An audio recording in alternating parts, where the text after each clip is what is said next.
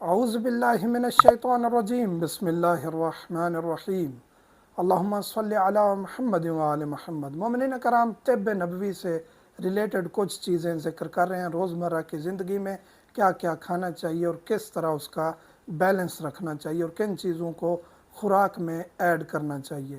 آج ہم ذکر کریں گے مچھلی کھانے کے کیا فائدے ہیں، کیا نقصانات ہیں۔ مچھلی سے مراد ہر قسم کی وہ مچھلی جو حلال ہے۔ حلال مچھلی کون سی ہے؟ جس کی جلد کے اوپر چھلکے بنے ہوئے ہوتے ہیں۔ بغیر چھلکے والی مچھلی حرام ہے۔ مچھلی آپ کھاتے ہیں، کیا اس کے فائدے ہیں، کیا اس کے نقصانات ہیں۔ مچھلی مولا فرماتے ہیں دبلے پتلے افراد کو کم کھانی چاہیے۔ جو کمزور ہیں افراد، جو دبلے پتلے ہیں، ان کو مچھلی کم کھانی چاہیے۔ یہ نہیں ہے کہ روزانہ وہ ہر دوسرے تیسرے اپنی خوراک میں مچھلی شامل کر لیں۔ یہ ان کے لیے نقصان کا باعث ہے۔ کیوں نقصان کا باعث ہے؟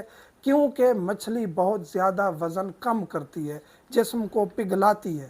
اگر دبلے پتلے افراد اس کو زیادہ یوز کریں گے تو مزید جسم پگھلنا شروع ہو جائے گا، جو آپ کے لیے تکلیف اور بیماری کا باعث بن سکتا ہے۔ جو صحت مند یعنی موٹے افراد ہیں وہ مچھلی زیادہ یوز کر سکتے ہیں، اس میں کوئی حرج نہیں ہے۔ لیکن بہت زیادہ یوز کریں گے تو پھر وہ آپ کے لیے اذیت کا باعث بنے گی۔ مولا فرماتے ہیں اس سے آپ کی سانس کی تکلیف بڑھ جائے گی اور آپ کے بلغم میں اضافہ ہو جائے گا، تو خراٹے آنا اور باقی مسائل اس سے بڑھ سکتے ہیں۔ تو مناسب مقدار میں مچھلی استعمال کرنی چاہیے، زیادہ استعمال نہیں کرنی چاہیے۔